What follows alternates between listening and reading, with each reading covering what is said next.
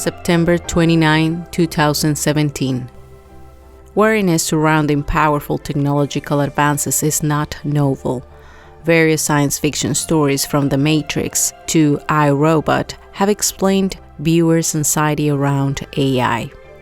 Many such plots center around a concept called the singularity, the moment in which AIs become more intelligent than their human creators. The scenarios differ, but they often end with the total eradication of the human race, or with machine overlords subjugating people. Several world-renowned science and tech experts have been vocal about their fears of AI. Theoretical physicist Stephen Hawking famously worries that advanced AI will take over the world and end the human race. If robots become smarter than humans, his logic goes, the machines would be able to create unimaginable weapons and manipulate human leaders with ease. It would take off on its own and redesign itself at an ever-increasing rate, he told the BBC in 2014. Humans who are limited by slow biological evolution couldn't compete and would be superseded. Welcome, dear listeners of Tres Cuentos, the bilingual podcast dedicated to Latin American literary, historical, and traditional narratives. I am Carolina Quiroga Stoltz, and today we continue with science fiction. The introduction to this episode is an excerpt from the article Artificial Intelligence is Our Future, but will it save or destroy humanity? Here's a rundown of what the world's greatest minds think. Written by Patrick Cahill, published in the digital magazine Futurism in September of 2017. I first became acquainted with the Spanish writer Miguel de Unamuno when I read Cosmos Latinos, an anthology of science fiction from Latin America and Spain, edited by Andrea L. Bell and Yolanda Molina Gavilan, and published by Wesleyan University Press. Honestly, I had heard about Unamuno before, but his books and I had not crossed paths. So when I read Mechanopolis, today's featured story, I felt I had to find out more. I checked some of his short stories and ended up reading a 300-page thesis on his work. I became obsessed with understanding why and how the author had conceived a world without humans. This strange obsession for Unamuno has rarely happened to me, but after learning more about his life, the numerous letters he wrote, his obsession was now mine. I call it the Unamuno's effect. On this occasion, we had the permission of the Wesleyan University Press to reproduce their translation of Unamuno's story Mechanopolis by Patricia Hart. Also, we counted with extra help from Mrs. Alexa Jeffress' translation class. Her student, Parinita Kumar, translated the second of Unamuno's stories that we will present today, The Travels of Turismundo. Finally, it is my pleasure to present Cooper Brown, who did a magnific rendition of today's cuento. But I will tell you more about our collaborators in the comments. A man lost in the desert has a vision of a place that, like a desert, seems both full and empty, finite and endless, silent yet oppressive, a world populated solely by machines.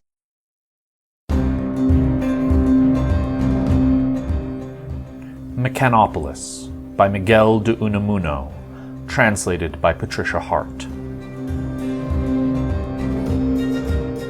While reading Samuel Butler's Erewhon, the part where he tells about an Erewhonian man who wrote the Book of Machines, and in so doing managed to get most of the contraptions banished from his land, there sprang to mind the memory of a traveler's tale told to me by an explorer friend who had been to Mechanopolis, the city of machines. He still shook at the memory of it when he told me the story, and it had such an effect on him that he later retired for years to a remote spot containing the fewest possible number of machines. I shall try to reproduce my friend's tale here, in his very words if possible.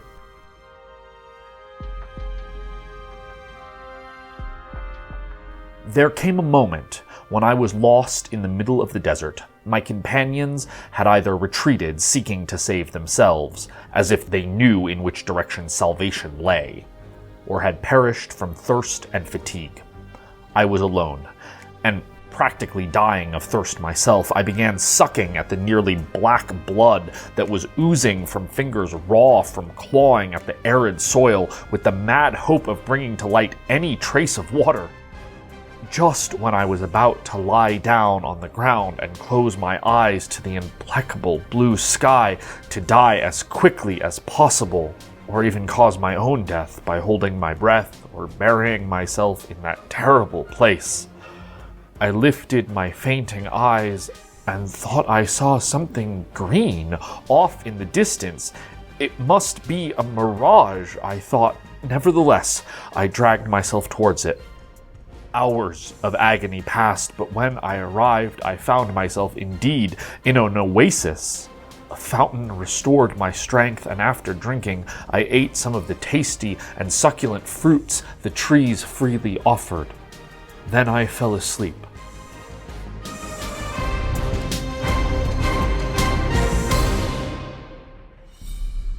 I do not know how long I slept, or if it was hours, days, months, or years.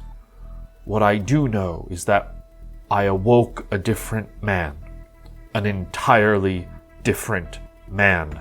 The recent and horrendous sufferings had been wiped from my memory, or nearly. Poor devils, I said to myself, remembering my explorer companions who had died in our enterprise. I arose again, ate of the fruit and drank of the water, and then disposed myself to examine the oasis, and wouldn't you know it, a few steps later I came upon an entirely deserted railway station. There was not a soul to be seen anywhere. A train, also deserted, was puffing smoke without engineer or stoker. It occurred to me, out of curiosity, to climb into one of the cars. I sat down, and without knowing why, closed the door. And the train started moving. A mad terror rose in me. I even felt the urge to throw myself out of the window, but repeating, "Let us see where it leads," I contained myself. The velocity of the train was so great that I could not even make out the sort of landscape through which I sped. I felt such a terrible vertigo, I was compelled to close the windows. When the train stood still at last, I found myself in a magnificent station, one far superior to any that we know around here. I got off the train and went outside.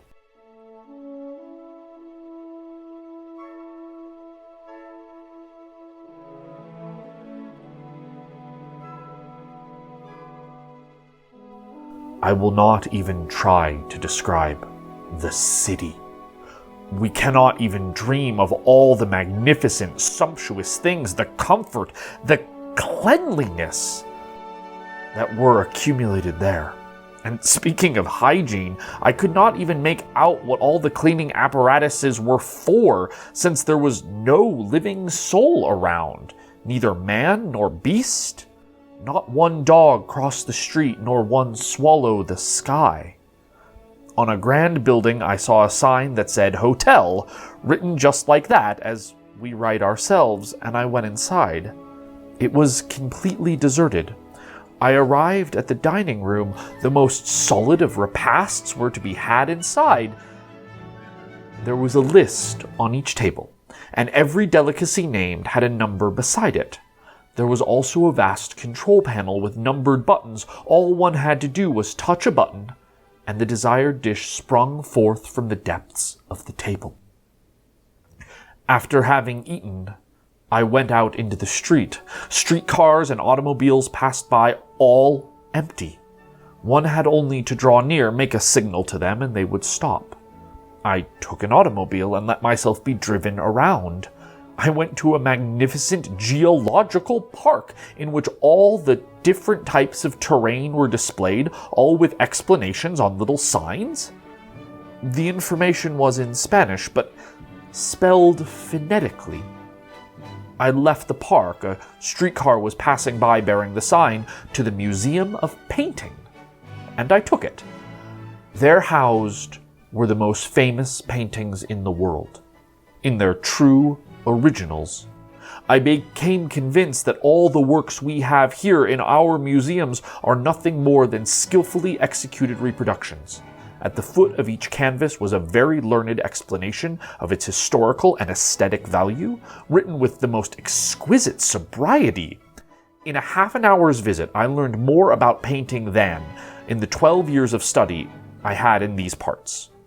On a sign at the entrance, I read that in Mechanopolis, they considered the Museum of Painting to be part of the Museum of Paleontology, whose purpose was to study the products of the human race that had populated those lands before the machines supplanted them. Part of the paleontological culture of the Mechanopolites. The who? Was the Hall of Music and all the other libraries with which the city was full. What do you wager that I shall shock you even more with my next revelations? I visited the Grand Concert Hall, where the instruments played themselves. I stopped by the Great Theater, where a cinematic film, accompanied by a phonograph, but so well combined that the illusion of reality was complete. What froze my soul was that I was the only spectator. Where were the Mechanopolites? When I awoke the next morning in my hotel room, I found the Mechanopolis Echo on my nightstand, with all the news of the world received through the wireless telegraph station. And there, at the end, was the following news brief. Yesterday afternoon, and we do not know how it came about, a man entered at our city, a man of the sort there used to be out there. We predict unhappy days for him.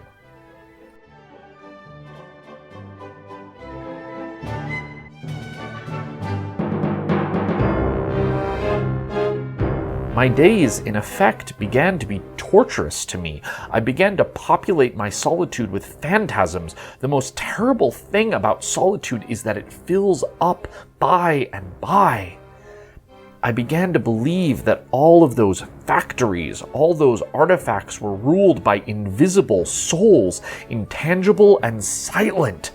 I started to think the great city was peopled by men like myself, but that they came and went without my seeing or coming across them. I believed myself to be the victim of some terrible illness, madness.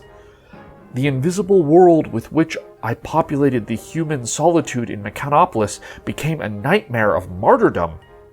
I began to shout, to rebuke the machines, to supplicate to them. I went so far as to fall on my knees before an automobile, imploring compassion from it.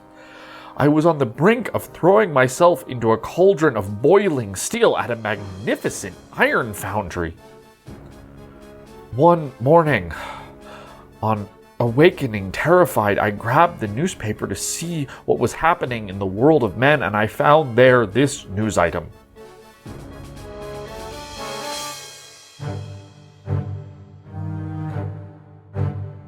As we predicted, the poor man who, and we do not know how, turned up in this incomparable city of Mechanopolis is going insane. His spirit, filled with ancestral worries and superstitions regarding the invisible world, cannot adapt itself to the spectacle of progress. We feel deeply sorry for him. I could not bear to see myself pitied at last by those mysterious invisible beings, angels or demons, which are the same, that I believed inhabited Mechanopolis. But all of a sudden, a terrible idea struck me. What if those machines had souls? Mechanical souls, and it was the machines themselves that felt sorry for me. This idea made me tremble. I thought myself before the race that must dominate a dehumanized Earth. I left like a madman and threw myself before the first electric streetcar that passed.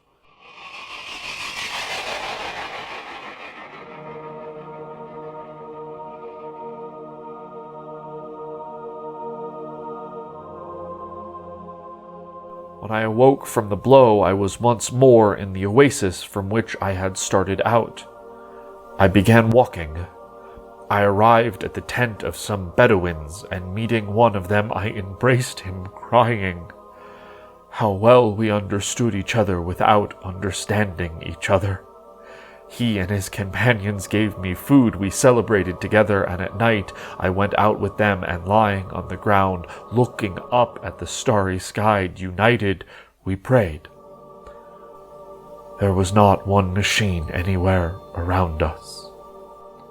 And since then I have conceived a veritable hatred towards what we call progress and even towards culture, and I am looking for a corner where I shall find appear a man like myself who cries and laughs as I cry and laugh, and where there is not a single machine and the days flow from the sweet crystalline tameness of a stream lost in a forest primeval.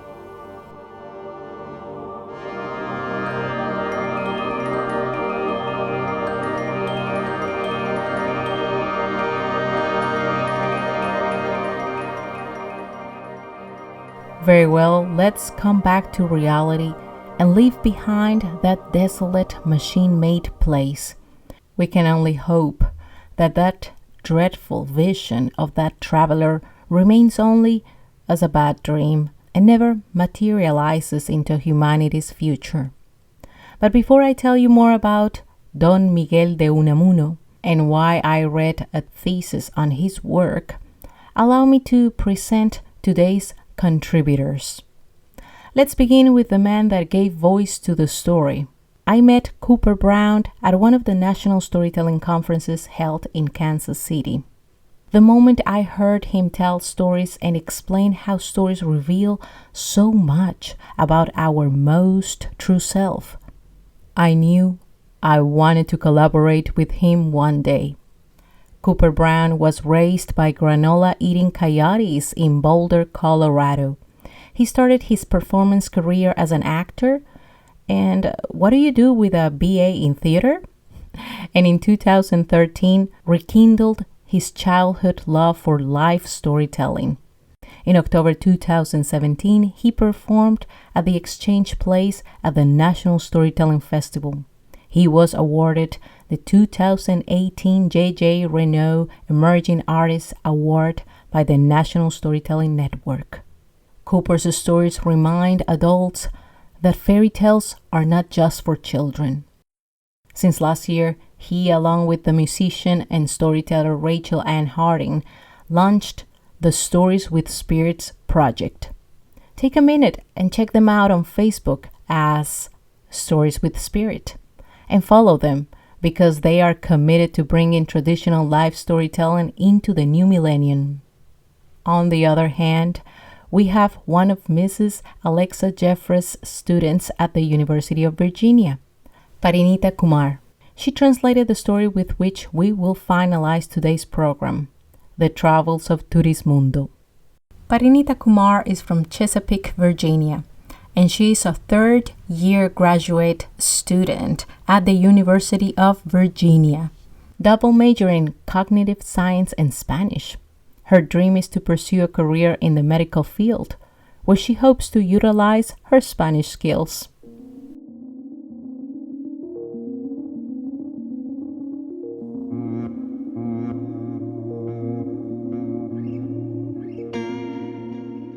In other news, I wanted to share that last year, Tres Cuentos was selected to be part of an intensive training program offered by the Google Podcast Creator Program. I am thrilled and grateful for such a fantastic opportunity to learn and grow the show. We are to start in May and finish by the end of July 2021. This means that we will be away for the summer, but I might be asking the listeners for some feedback. So please sign up for our mailing list on our website, www.trescuentos.com, and stay in touch. Your feedback is very much appreciated. And of course, share your favorite episodes.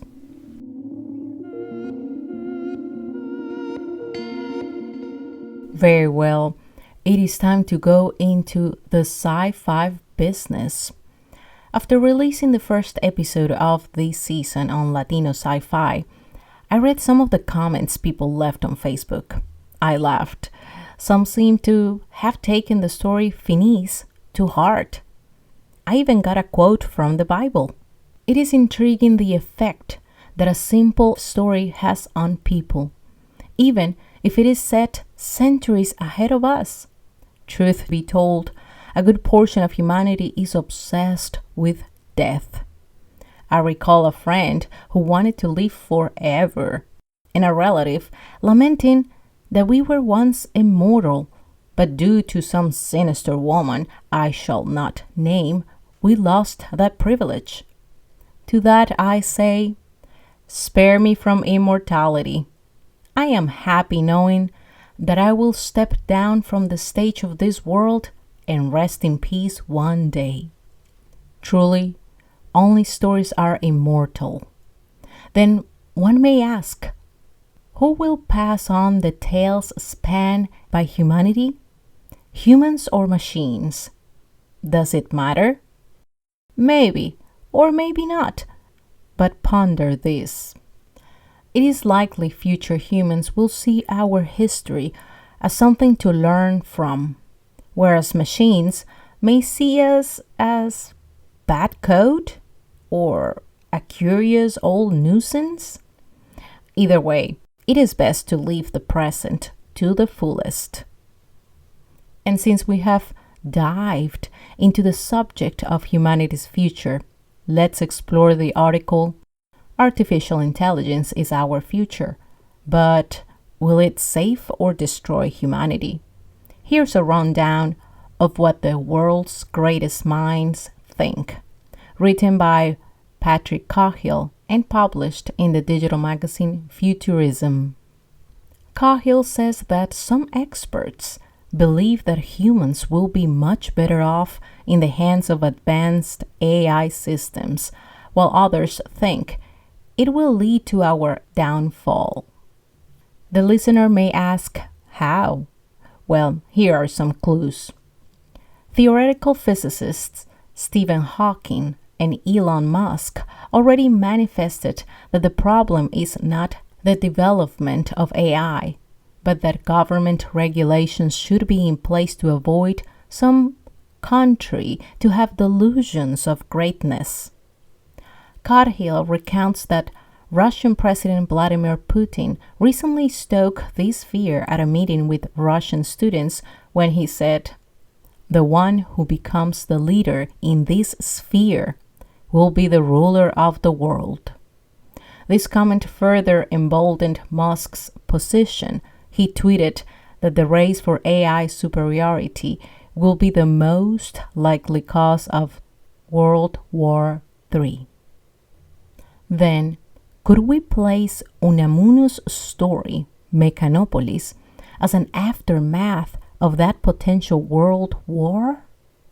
That is, could a world ruled by or operated solely by machines lead to humanity's auto-extinction? Perhaps, or maybe, the prelude to Unamuno's story will unfold in the opposite direction of the apocalypse. This other scenario is one where AI technology slowly develops a sort of will or consciousness. Patrick Cahill quotes the prediction made by Seth Shostak, the senior astronomer at the SETI Institute, the Institute in Search for Extraterrestrial Intelligence. Open quote, "The first generation of AI is just going to do what you tell them.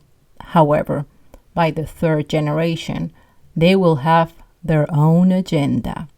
Close quote. But do not take your bats and start smashing the technology around you out of fear of potentially be bested by it. There's no need. Shostak rules out humans becoming AI's slaves. Instead, he predicts, humans will simply become immaterial to these hyper-intelligent machines. Shostak thinks that these machines will exist on an intellectual plane so far above humans that, at worst, we will be nothing more than a tolerable nuisance. Oh no, this is the future we saw in Mechanopolis. But do not fret, here comes better news. Although some would disagree, and at times I count myself among them, where AI enhances our brain and bodies. Ponder this. Nowadays, prosthetics have advanced quite a lot, and they continue to prove that losing a limb is not an impediment to continue with your life. Perhaps in our future, we will have integrated with machines and have bred a new species that can no longer be called humans.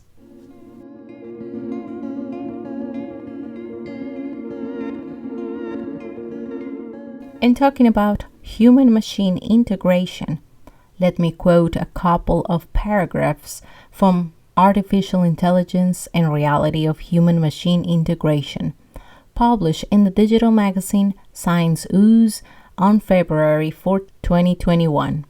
The article begins with a bit of an ominous warning. It says, with the development of human-machine integration, optomechanical integration, bioengineering, biomechanical robots, and the comprehensive progress of system science, autonomous computers will have sufficient behavioral performance. This will allow them to break away from the complete control of humans and enjoy autonomous intelligent thinking. The article continues with a grim omen, one that would have terrified Don Miguel de Unamuno, the Spanish writer. Scientists even put forward a prediction that before the end of the 21st century, humans will no longer be the most intelligent species on Earth. Spoiler alert, our next episode will touch on that. And it is due to this concern that several voices in the tech and science fields have raised their concern and suggested a third way out of such dilemma. If you cannot beat your enemies, join them. So we go back to the human-machine integration and therefore the development of superintelligence. The article concludes, perhaps in the not-too-distant future, the human-machine biomechanical man can fly like Iron Man, manipulating weapons like a mecha warrior, rewriting the trajectory of life, traveling through time and space, and even exist without material characteristics. Perhaps in some 50 years, we will be seeing men flying with artificial wings like Prescott, the character of our last episode in Santiago Dabove's story, Finis. Or we might see preserved celebrities' heads functioning without bodies, like in the show Futurama, created by Matt Groening and David X. Cohen. Oh, what an inconvenient way to become immortal. And there is so much more I could say about this intriguing yet uneasy subject of machine-human integration, but I would rather switch gears and talk about today's author and his criticism of those who idealized science.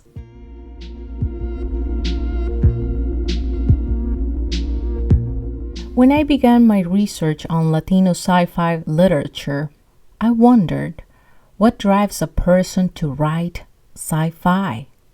Is it an exercise of imagination? Is it a fascination with the unwritten future? Or is it a dissatisfaction with the present reality that can only be expressed through a futuristic narrative? Well, since I could not find much about Santiago Dabove's thinking, the author featured in our last episode, I thought if I read a 300-page thesis on Unamuno, I might get a grasp of his feelings when he wrote Mechanopolis. Of course, I got more than that. The thesis, written by Clara Fernández Díaz Rincón, is titled Crítica al cientificismo de Miguel de Unamuno, an analysis of Miguel Unamuno's scientificism. I will not attempt to summarize Unamuno's life story, so pardon me if I omit some details. I will mention only those aspects that, in my opinion, help explain more why he wrote Mechanopolis. Should the listener consider that there are other compelling details and arguments, do not hesitate to email us. I would love to learn more. Don Miguel de Unamuno y Hugo was born in Bilbao on September 29, 1864, and died in Salamanca on December 31st, 1936. He was a Spanish writer and philosopher belonging to the generation of 98. He cultivated a great variety of literary genres, such as novel, essay, theater, and poetry in his work. In 1870, when he was only 6 years old, Don Miguel de Unamuno lost his father. Thus, he grew up under the feminine influence of his mother, Salome, and his maternal grandmother, Benita.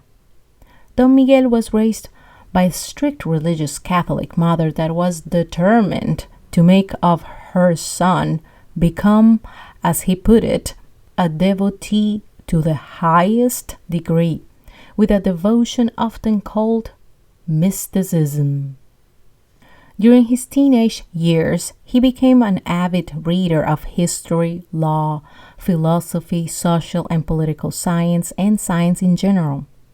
When he turned 16, Miguel left his family to pursue a degree in Spain's capital, Madrid. For a provincial young man, this move to a bigger city was intimidating. Unamuno experienced a superficial metropolis, where no one listens to each other and conversations are futile. You might see some of this sentiment reflected in the story with which we are closing today's program, The Travels of Turismundo. Clara Fernández Díaz Rincón tells us that the solitude that Unamuno experienced during his first year in Madrid led him to hold slightly onto his religious belief that his faith was almost mystic. But as time goes by and Unamuno interacts more and more with others and his surroundings, his religious convictions begin to fade. Gradually, he began to abandon his faith and embrace intellectual values, as he put it. My religious conversion slowly evolved. Having practiced with much fervor Catholicism, I slowly walked away from it. And one carnival day, I remember, I stopped attending Mass. Then I launched into a vertiginous race towards philosophy. I learned German from Hegel, the great Hegel, one of the thinkers who has left a deep footprint in me. Today I believe that the basis of my thinking is Hegelian. Later I fell in love with Spencer, but always interpreting him through Hegel's lenses. Yet I always circled back to my readings and concerns on the religious issue, which has always interested me. In 1883, Miguel finished his studies and graduated with a degree in philosophy and literature and returned to Bilbao. The young man returned intending to find a job and marry the woman he loved, Concha. Yet, he is not the same man that left. His mother and his fiancée were still strong Catholic devotees, and Miguel's religious indifference takes them by surprise, affecting his relationship with his mother. To that, we must add that his hometown Bilbao had expanded demographically. It went from a small town of 32,000 people in 1877 to 70,000 people in 1893.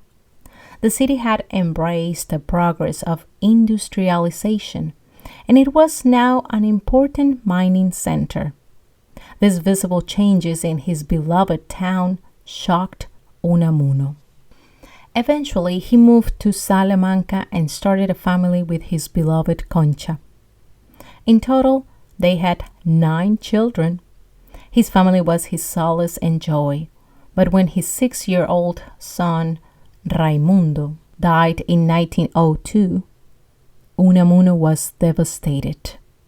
Clara Fernandez Diaz Rincon tells us that in Raimundo's last hours, Unamuno went to the San Esteban convent and prayed, searching for his lost faith.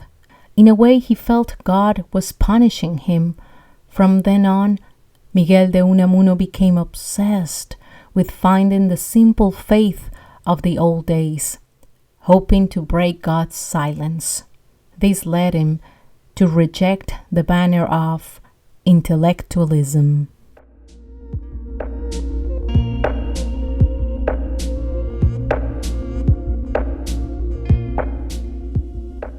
However, he was not alone in being torn by conflicting ideas. Spain was too. The 19th century was a convulsive era in Spain's history. Throughout the century, Spain began losing its grip over most of its colonies around the globe. Then in 1898, Spain lost the Spanish-American War, which ended the Spanish colonial rule in the Americas and resulted in the U.S. acquisition of territories in the Western Pacific and Latin America. Internally, the country was in a constant social and political internal confrontation that all other matters, such as philosophy, science, and culture, were disregarded. Consequently, Spain regressed while the rest of Europe was rapidly heading towards the progress forged by the era of industrialization. Spain's lack of direction was a determinant factor contributing to what a generation of intellectuals called La Generación del 98, the generation of 98. It advocated for finding solutions within the Hispanic territory and returning to the old customs rather than trying to compete with Europe. So let's pause Unamuno and Spain's story and briefly talk about the Industrial Revolution of the 19th century, because I feel the fear of its effects is palpable in the story Mechanopolis. We know that the Industrial Revolution brought important inventions at the expense of creating social and political chaos. On a global scale, it forced transitions for which most societies were not ready. The shift from traditional to modern industrial societies gave rise to a new social class, the urban proletariat. At this point, I will quote historian Yuval Noah Harari in his lecture, Sapiens, A Brief History of Humankind, which you can find on YouTube. I will copy the link in the transcript of this episode.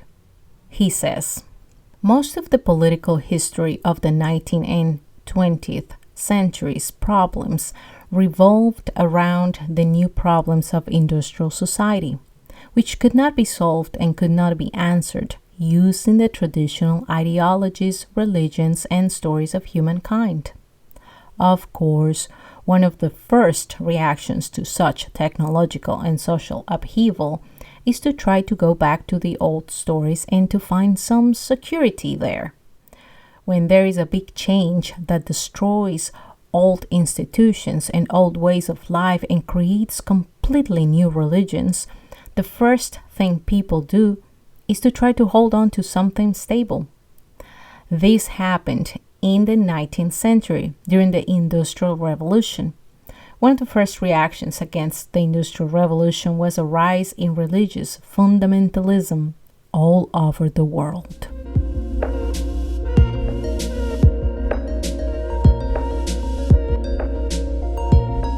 So, going back to the stories that pertain to today's episode, we can now see that the world in which Unamuno lived felt as if it had been in a train wreck. At this time, Spain was divided between the traditionalists, often backed by the church, and the innovators, who wanted the country to catch up with Europe's progress. The effects of this conflict were visible in academia, where Unamuno was heavily invested as a professor and eventually as rector of the University of Salamanca. Unamuno was tired of the routine and bureaucracy of Spain's education system. He saw less interest in learning than in just repeating formulas like creeds. Teachers were more interested in gaining prestige than teaching. In his words, "It is useless that they stuff us with news and formulas and laws and data to be memorized, but nothing that inspires the spirit. We buy foreign machines, science is a machine, and we learn to use them. But if a machine breaks, we do not know how to fix it or how to build a new machine." Later, Unamuno defined the university as a factory of graduates in law, medicine, pharmacy, science, and literature. A sort of public office that, after submitting the individual through some tests, grants a title that allows the bearer to control a profession and ability to perform certain jobs. In sum, Unamuno asks if the university should produce professional technicians or foster a higher culture. I wonder if the machine in Mechanopolis reflect a utilitarian society where there is no room for critical thinking, and where its workers are like automats, almost soulless and tied to the principles of efficiency. Clara Fernández Díaz Rincón tells us that Unamuno was a keen observant and criticized that in all levels, education, political, cultural, society had prioritized and exalted the technique, identifying it with progress. In this way, a sort of technicism evolves instead of a desire for knowledge.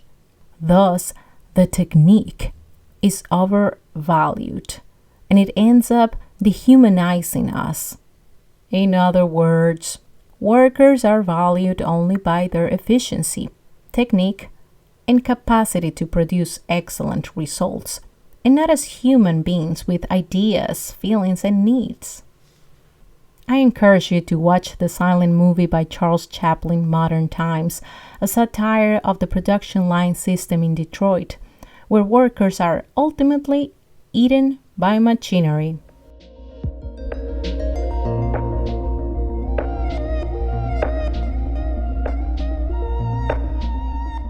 Well, it is hard to pinpoint what specific event led Unamuno to turn his back on intellectual ideas. I believe it was a combination of losing his son, the writer's sensitivity, his criticism of Spain's backward education system, and the effects of the Industrial Revolution in Spain and the world. While Unamuno criticized intellectuals, he was not opposed to science. He said, "The innocent science has been blamed for the current situation as if she had been a prisoner to intellectualism. The latter failed, not science. We want science to make us gods one way or the other. Yet, it was science that showed us our nakedness in front of God, and that same science is the one that condemns us to work and die." In other words, science should be valued for the discoveries it reveals to us, but not lead us to deposit all our hopes in it. It cannot spare us from death or even console us in our saddest hour. As we see, Unamuno was not against science or progress, but he was appalled by the general lack of understanding of science. This was made worse because most of the new inventions came from elsewhere. Instead of empowering people to create, to imagine, and to innovate, people were becoming mere consumers with feelings of inferiority. This reminds me of my father, who often complains of the same problem in Colombia and in Latin America in general. As a professor of innovation, he's constantly shocked by how students have lost their curiosity and want only to copy what is foreign. They always believe that whatever is made in the US is always best and does not need to be questioned, just assimilated. To wrap up the program, I want to share Unamuno's existential reflection regarding science. He wrote, "Yes, yes, I see it. A great social activity, a powerful civilization. Lots of science, lots of art, lots of factories, and then, when we have filled the world with industrial marvels, with huge factories, roads, museums, libraries, we will fall exhausted at the feet of all these. And it will remain. But for whom? Was man made for science, or was science made for man? I guess I found the answer to Mechanopolis." And with this reflection of what will remain after humanity is gone, we finalize today's episode. I will leave you with another of Unamuno's short stories that in a way feels like a sort of continuation of Mechanopolis. As I mentioned before, the following story was translated by Parinita Kumar, one of Mrs. Alexis Jeffress' students at the University of Virginia. The Travels of Turismundo, the city of Espeja, the city of mirrors. When poor Turismundo already believed himself to be in an endless wasteland, dying of hunger, thirst, and exhaustion at the foot of a giant rock, he stumbled upon a stump and saw in the distance, melted on the horizon, the towers of a city. The sun sprouted above the towers like an immense, bursting peony flower, and the city glimmered. Turismundo picked up what was left of his life and went toward the city that, according to him, was approaching.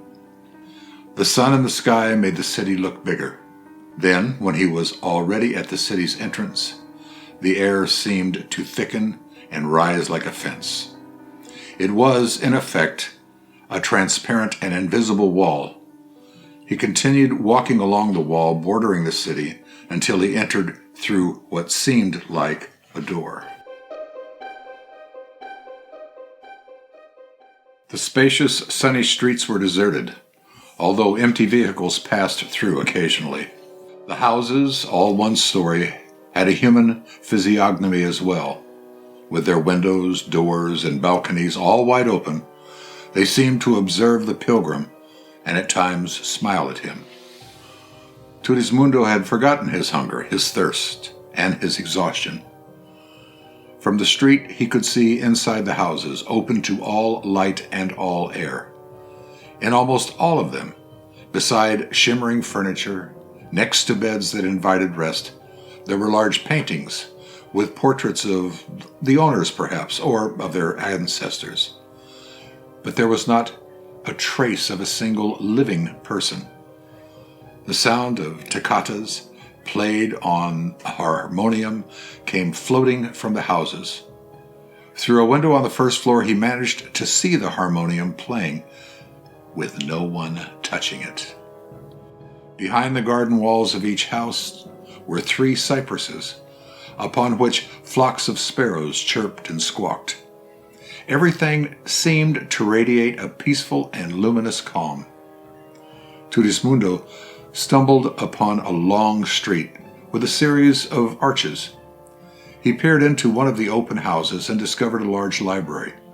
The books were all at his fingertips, but he continued on the street ahead, through the arcades, until he stumbled upon a very spacious square, filled with statues and crosses and obelisks.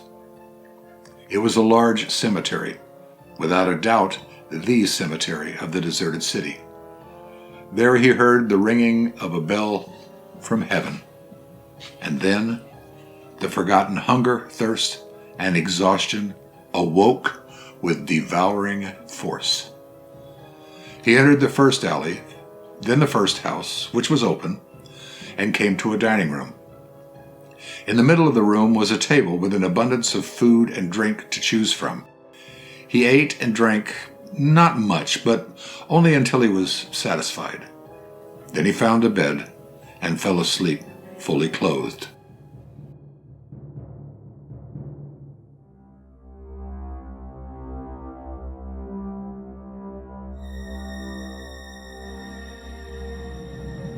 When he woke up the next day, Turismundo felt different. An inexpressible feeling of peace flowed through his core.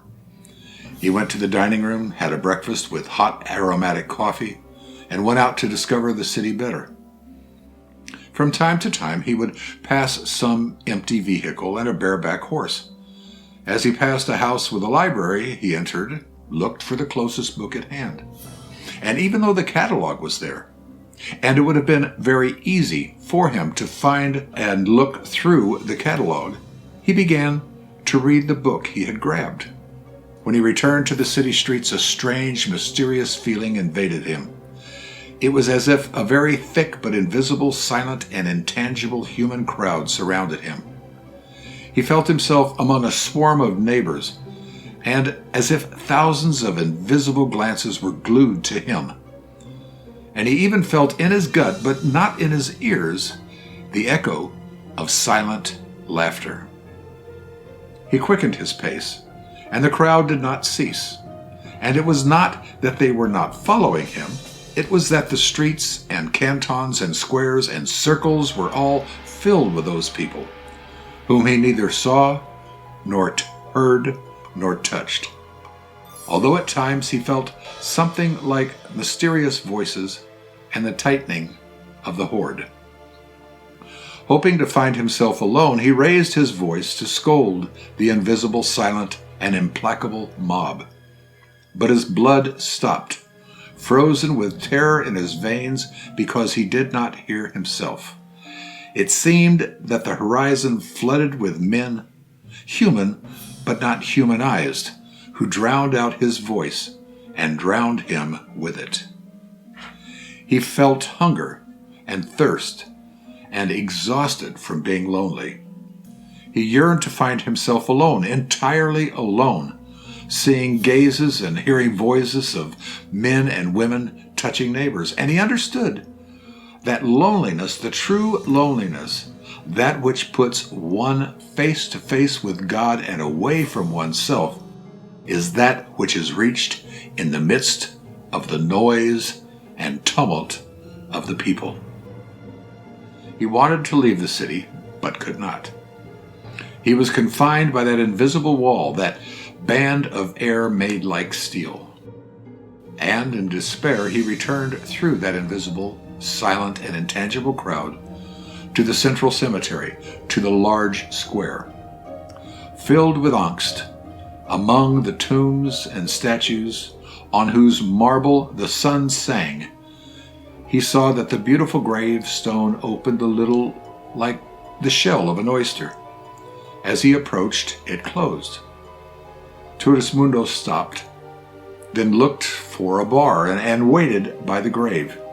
And when the gravestone began to split open again, he put the bar through the crack and forcefully pried it as if using a lever. "No, no, not forcefully," said a voice coming from the grave. In no time, a bony, sallow dwarf came out in the open. "And who are you?" Turismundo asked him. "Me? I am Kiandofa, and you, Turismundo, are my master from now onward." "What were you doing?" "Me? What was I doing here? Well, I used to sleep here." "Well, since you call me your master, will you show me how to get out of the city?" "From this city of Espeja, the city of mirrors? Yes, I'll show you how to get out of it. We will leave, and together we will explore the world." "And what about that invisible, silent, and implacable crowd that fills this city and does not leave me alone for a single moment?" "Haven't you ever seen yourself in a room whose 4 walls and the ceiling and floor were 6 mirrors? The mass of people that would surround you there. Well, this and nothing else is what happens to you here. Here, everything is a mirror." "And when I wanted to talk to these invisible people, I didn't hear myself." "Well, it's natural. He who speaks alone and for himself alone cannot be heard." "Well, now when I speak to you, I can hear myself." "Yes, because I, Kiandofa, your servant, serve as your echo. If your words did not have an effect on me and mine did not affect you, you would not hear yourself. But now we go. Give me your hand."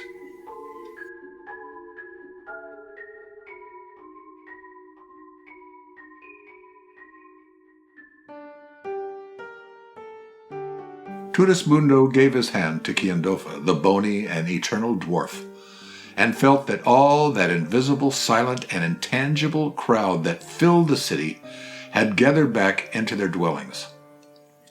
Turismundo and Kiandofa walked through the deserted streets until they reached the same invisible door through which the traveler had entered, and soon they found themselves in the wasteland.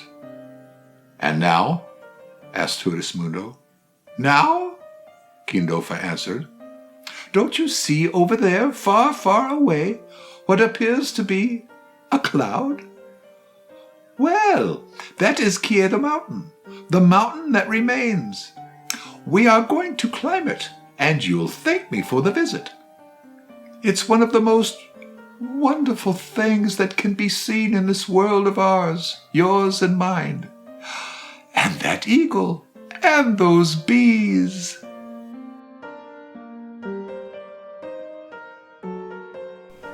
And that is all for today. We will be back in 2 weeks to conclude this round of Latino sci-fi stories. We will travel to Mexico and enjoy the wittiness of Amado Nervo, who tells us a post-apocalyptic story where nature has decided to grant the gift of evolution to animals. Until the next cuento. Adiós, adiós.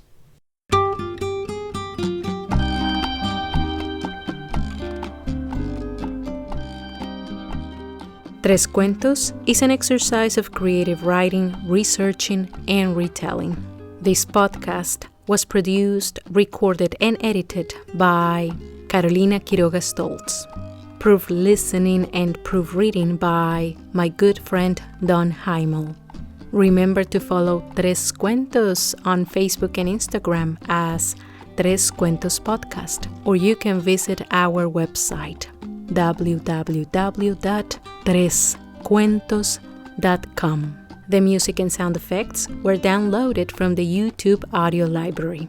The list of credits per song and the sources of this story can be found in the transcript, that is, in our website. Thanks for listening. Adiós, adiós.